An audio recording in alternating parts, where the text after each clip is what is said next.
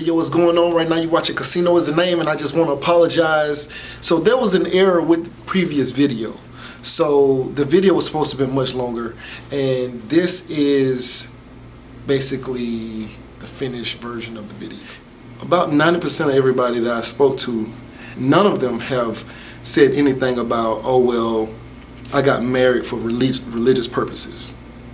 Almost none of them. Almost everybody, well, about 99% have had premarital, relations, you feel me? But almost none of them have gotten married for religious purposes. So if that's not your reason, then what is the other reason? Now, so this leads to my research and the things that I've been learning about marriage. Most women most women that at least I know, so I don't really want to put it on all women, but most women that I know, it is one of those things that they are not willing to live without. They have to be married. It is more important than the relationship almost to them, than actually being with somebody who loves and cares for them.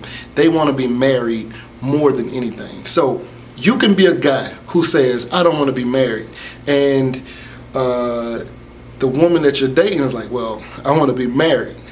And one woman actually told me that that's cool, I'll be with a guy up until somebody, asks me to marry them, then, I'm gonna have to go do that.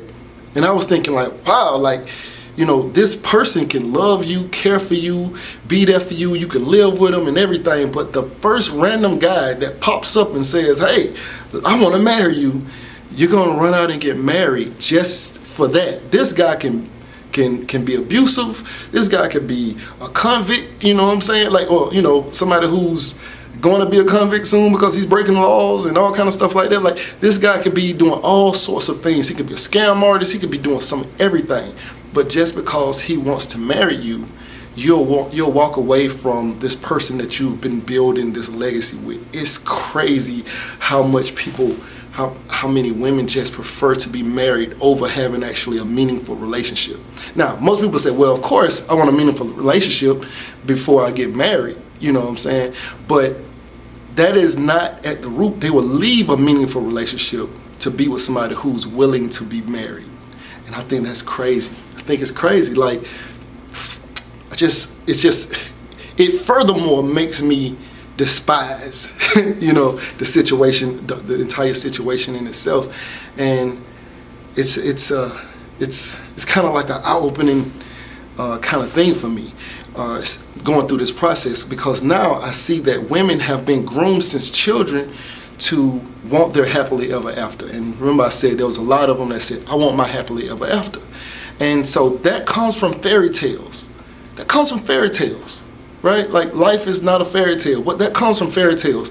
Cinderella's, it's always a guy's coming to save them. And this is most fairy tales, right? It's Cinderella, she's, cleaning floors. Prince Charming is going, whisk her away. There's Snow White, her knight in shining armor is going to show up and save her. Like, all of these story tales have been around this, and then at the end they say, they show them getting married and kissing in the end, and then they live happily ever after. And this is put in these young women's minds at early ages, and we all have seen them. We've all seen these stories and things like that, but nobody says that probably the greatest division of wealth is from divorce. Divorce has created the greatest divisions of wealth in history. And we just look at Jeff Bezos. I mean, his wife deserves every moment, everything that she got because she was with him, and he still has plenty of money. But you're talking like, I think she got like something like close to $30 billion. Something around that. Don't quote me exact numbers, but the greatest division of wealth is through divorce. I saw somewhere that I'm going to say 9 out of 10 marriages end in divorce in certain races. I want to say the black race, or at least, don't quote me, but the number is high. You know what I'm saying? At least half in my race end in divorce. Probably greater than that, I'm sure. But It just doesn't make any real sense to me for that purpose. Like, you earn what you earn, I earn what I earn. If you with me and you having my kids and you ain't able to work, or I don't want you to work, that's something me and you should work out. But that is nothing, we don't need to get married for that. Like, it only confuses the relationship you have, to me, in my opinion, because I'm a good dude, you know what I'm saying? I'm a good dude. So it only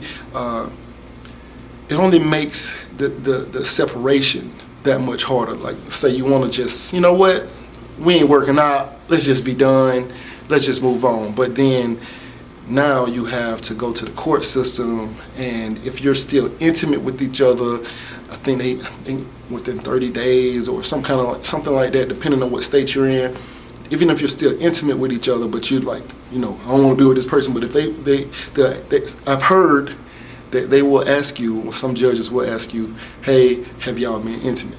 And if you have, within 30 days, the judge said, hey, we'll come back later on, like, I'm not going to let you guys get divorced. It's so crazy. Now, you can live apart, you can do all these things, but, I mean, that's why a lot of people are still married 10 years later, because they don't want to go through the paperwork, they don't want to do whatever. They both got kids with other people, they both living off, but then somebody will say, oh, y'all ain't living right because you're still married. And then what is that, right? What is this feeling that people have about, oh, this married person and this married person, they've agreed to not be together anymore, but because they still have legal documentation connecting them, then they can't technically be divorced, because then people will say, well, they shouldn't be doing what they're doing until the paperwork is done. And most of those people who feel that way, of course, they've never been married, but the paperwork, right? The paperwork part has nothing to do with religion per se, right? Like, we've agreed, hey, we don't want to be together anymore, so let's just be done. But the paperwork side, the contract with the state, is that. So then somebody said, well, you took a vow to God, you know, that you would be together, like, but it's two separate sides of the equation. Either A, you're looking at the state, or either B, you're looking at religion. And so I just find that it's just such a complicated thing that it would be just better to not even go into. That's me personally, it's my opinion. I'd love to know your opinions. If you could, get in the comment box. I definitely want to get a female's opinion on this stuff. I want to, like, actually sit down or bring somebody in and talk to them and just get, like, their perspective. I was watching a video and a woman said that she didn't, you know, that it's about, for her, it was about being, you know, she's been groomed that if a man really wants you, then he'll raise you up to a wife status. And so are people getting married for status? Like, I don't know, it's just such it's such a crazy thing to me. But I'd love to know you guys' opinion. But this is what I've come to. And I know this isn't one of my normal kind of videos, but I mean, let's talk about this. Like, I'm curious. I want to know. Princess also wants to know. I told her I was going to do this video, and she said she'd love to know what you guys think as well. Of course, she's on the opposite side of the spectrum as I am. So that's just where I am. Anyway, right now you're watching Casino Is the Name. Chill. There are hedge fund managers making $1 million an hour. You know, it's crazy, right? It's money everywhere. It's money in everything. I want to help you. Start your business today. Come join my royal family. Subscribe to Casino Is the Name.